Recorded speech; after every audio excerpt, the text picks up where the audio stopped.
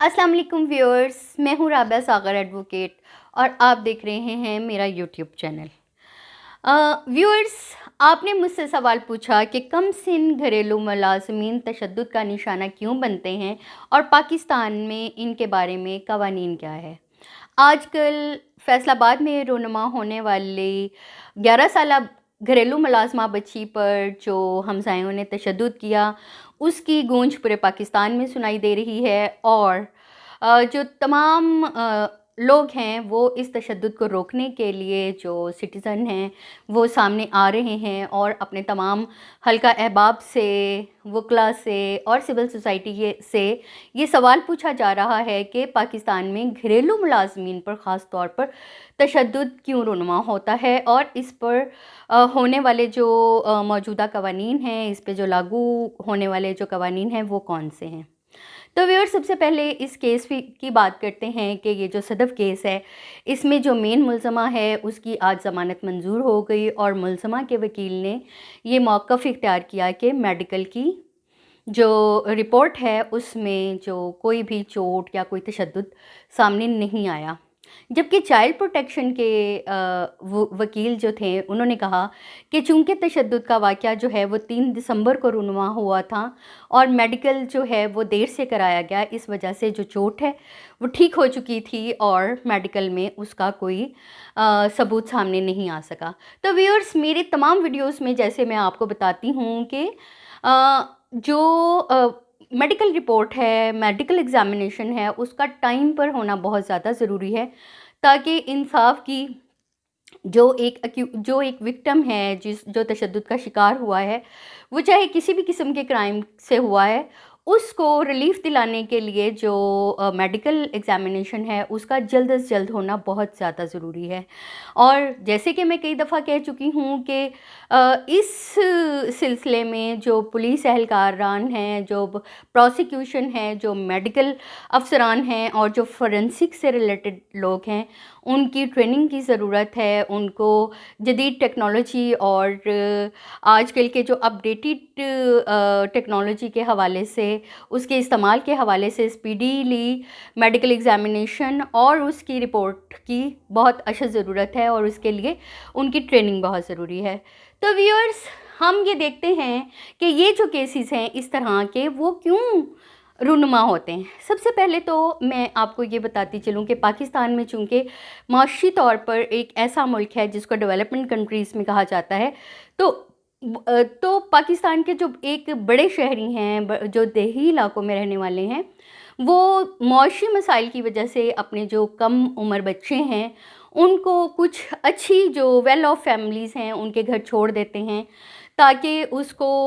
चंद 100 रुपये मिल सकें और उसके एवज़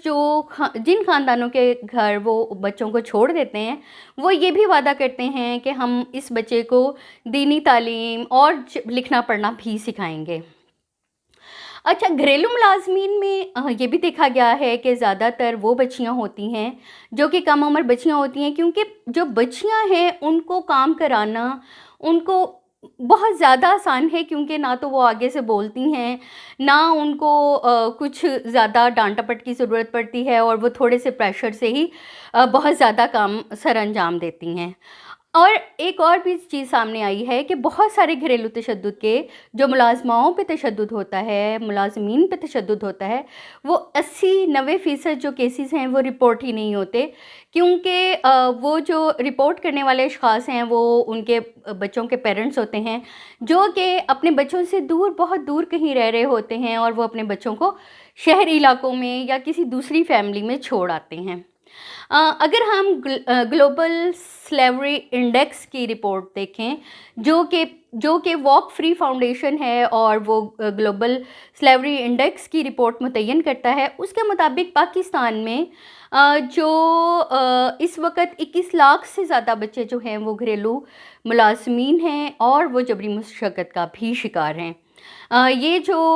बच्चे हैं अमूमन गरीब वालिदैन के होते हैं और ऐसे केसेस के एंड में हम ज़्यादातर यही देखते हैं कि जो कुछ राज़ीनामा कर लिया जाता है, कुछ पैसे दे के कुछ रकम के एवज़ जो है वो केस को दबा दिया जाता है। अमूमन जो विक्टिम है उसके पेरेंट्स बहुत गरीब होते हैं और वो दूर दराज के एरियाज से आए हुए होते हैं, तो इस वजह से वो केस की सही पैरवी नहीं कर सकते और वो चंद पैसों के एवज़ केस को क्लोज़ कर देते हैं। दूसरी तरफ अगर देखा जाए तो एक और सूरत हाल ये है कि पाकिस्तान में घरेलू मुलाज़मीन पर होने वाले तशद्दुद या घरेलू मुलाज़मीन को पाइपलाइन करने के लिए कोई भी अभी तक लॉ नहीं बनाए गए।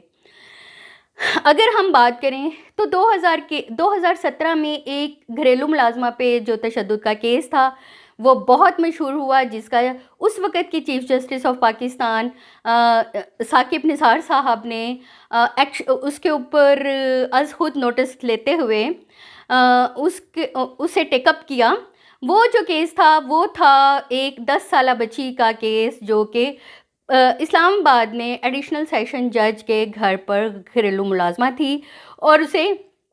तशद्दुद का निशाना बनाया गया। उसमें उस वक़्त की जो मिनिस्ट्रीज़ थी, वज़ारत दाखिला थी, उसने भी उसका नोटिस लिया। लेकिन इस तमाम के बावजूद पाकिस्तान में जो घरेलू मुलाज़मीन की मुलाज़मत के हवाले से, जॉब डिस्क्रिप्शन के हवाले से, उनकी रिहाइश के हवाले से, उनकी सैलरी के हवाले से और उनके जो टर्म ऑफ जॉब है उसके हवाले से अभी तक कोई कानून साजी नहीं हो सकी। पाकिस्तान में जो भी केसेस सामने आते हैं अमूमन ये होता है कि ताज़ीरात पाकिस्तान के तहत उसको टेकअप कर लिया जाता है और उसमें फिर यही प्रोसिक्यूशन के जो फ्लॉज हैं वो सामने आते हैं कि बर वक्त मेडिकल नहीं होता। कुछ रिपोर्ट्स हैं वो जो पुलिस की तरफ से, इन्वेस्टिगेशन ऑफिसर्स की तरफ से कुछ डिलेज सामने आते हैं और बहुत सारी दफ़ा जो तशद्दुद करने वाले अशख़ास होते हैं वो अपना असर रसूख दिखाते हुए ऐसे केसेस को दबाने की कोशिश करते हैं। 2017 में जब चीफ जस्टिस ऑफ पाकिस्तान ने ऐसे केस का नोटिस लिया तो ये उम्मीद की जाती थी कि कोई इसके ऊपर लेजिस्लेशन स्टार्ट होगी, कोई कानून साजी होगी, लेकिन उसके बाद अभी तक कोई कानून साजी सामने नहीं आई। तो व्यूअर्स, जब कानून नहीं होता, जब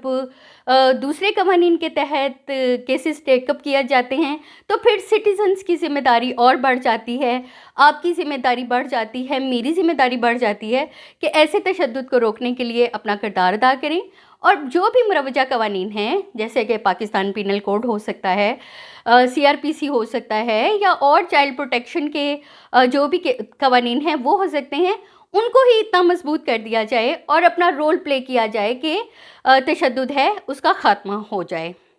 तो व्यूअर्स, कानूनी मामला से आगाह रहने के लिए मेरे चैनल को सब्सक्राइब करें और वीडियोस को ज़्यादा से ज़्यादा देखें और शेयर करें और मुझसे रब्ता करने के लिए डिस्क्रिप्शन देखिए।